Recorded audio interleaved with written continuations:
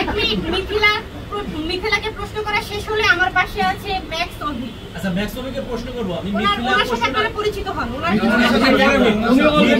প্রশ্নটা শেষ হয় না। মিথিলা বলে না এখনো আপনি সংবাদ সম্মেলন ডাকছেন, আপনার অভিযোগগুলো বলছেন। একটাই, এখন আপনি কি করতে চান? সে চুরি করে আমার সাথে সংসার করবে, প্রকাশ্যে না। আর আমি তার সাথে চুরি করেও সংসার করব না, প্রকাশ্যেও করব না। সে ডিভোর্স চাই। আপনি তো কাবিন নামাই দেখাতে পারতেছেন না। তার কাছে আমি ডিভোর্স চাচ্ছি। আপনি তো কাবিন নামাই নামাই তো স্ত্রী, এর প্রমাণটা কি আসলে? যদি প্রমাণ না হয় তাহলে বাচ্চা নষ্ট হয়েছে, তাহলে সে ধর্ষক। হতে পারে ধর্ষক, কিন্তু স্বামী কিনা সেটা আপনি প্রমাণ। আমি প্রমাণ দিতে যাব না তো, তাহলে সে ধর্ষক। তাহলে ধর্ষক তাকে স্বামী বলে এখানে সংবাদ সম্মেলন বলছে। সে যদি না বলে তাহলে কোনো প্রমাণ, কাবিন নামা ছাড়া বা অন্য কোনো প্রমাণ ছবি আছে, তার মেয়ের সাথে ছবি আছে, তার সাথে এইগুলো তো সবার কাছেই থাকে। রাজীব ভাই আপনাকে যেগুলো একটা সিরিজ বলেই দিল যে উনি যদি স্বামী না হয় তাহলে ধর্ষক, তাহলে আবার বারবার স্বামী ধর্ষক। না না, আপনি তো বলছেন না ওনার সাথে আমার বিয়ে হয়েছে। এই তো আপনি নিউরোসায়েন্স হসপিটালে যান, সবাইকে বলছি আমি ওয়াইফ। সেখানে কি আপনি আপনি তো বলছেন বিয়ে হয়েছে, 101 টাকা আপনাদের দেন গো। তাহলে কাবিন নামা নেই কেন? আমার কাছে আছে। বাবা সে একটা চিটার না থাকতে পারে। এভাবে গেলে কেমন? আকাশ তুই কথা বলিস না, এখানে বলতে আসছে তুই বল না। কাবিন নামা থাকবে না। বিয়ে স্বীকার না করলে ধর্ষক, স্বীকার করে ডিভোর্স দিতে হবে। ভাই উনি বলছেন বিয়ে হয়েছে, 101 টাকা দেন গো করে বিয়ে হয়েছে। ধর্ষক কেন?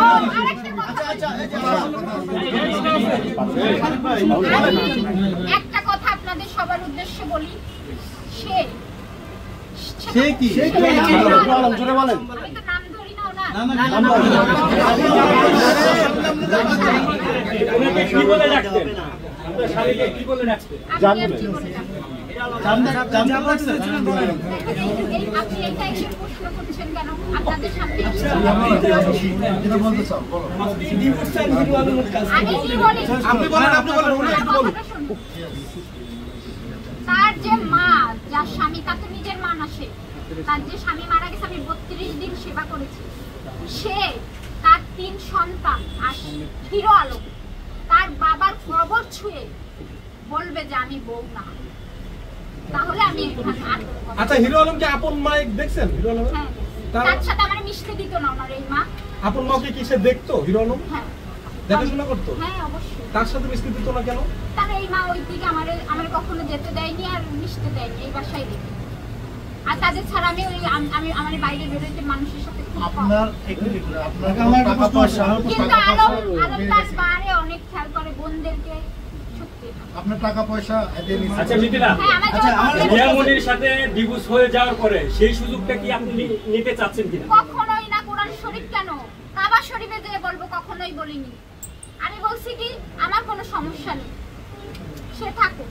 আপনার অর্থ কোনো? আচ্ছা, আপনারা কথা বলেন কেন কোরআন শরীফ এই জায়গায় আছে? আপনারা এখানে আপনারা কেন কোরআন শরীফ নিয়ে আসেন? বিশ্বাসের মাঝখানে কেন আপনারা কোরআন শরীফ এই জায়গায় তো মহান আল্লাহ তাআলা কোরআন শরীফ আসে না এই জায়গায়।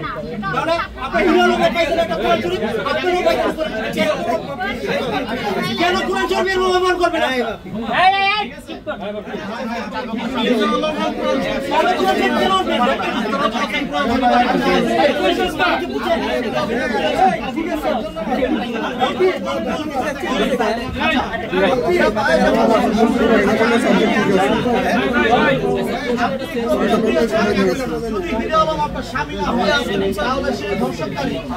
আপনার কাছে কি এমন প্রমাণ আছে বা যদি ডিএনএ করা হয়, ডিএনএ তে কি ধরা খাবে কিনা?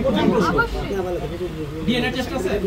টেস্ট আমি করাইনি, আমার মধ্যে এরকম যদি আলম ডিএনএ টেস্ট করায়, বলেন আমার যে বাচ্চাটা নষ্ট হয়েছে এই পেপারস নিয়ে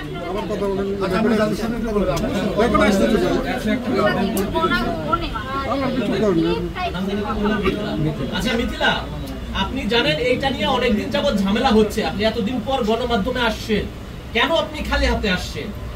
আপনার যদি লিগ্যাল বউ হইতো কিছু না ডকুমেন্টস আপনার থাকা উচিত ছিল, সেই ডকুমেন্টসটা কোথায়? এতদিন সম্পর্ক আমরা বিশ্বাস করব না।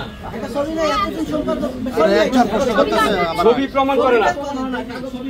ছবি প্রকাশে আপনি নিজে বলেছেন যে আপনার 100 টাকা দিয়ে পরে কাবিন হয়েছে, অথচ আপনি তাকে আবার ধর্ষক মানে দোষারোপ করতেছেন কেন? এই ব্রাহার উনিয়া ছবি তো মানে একদম নাই তো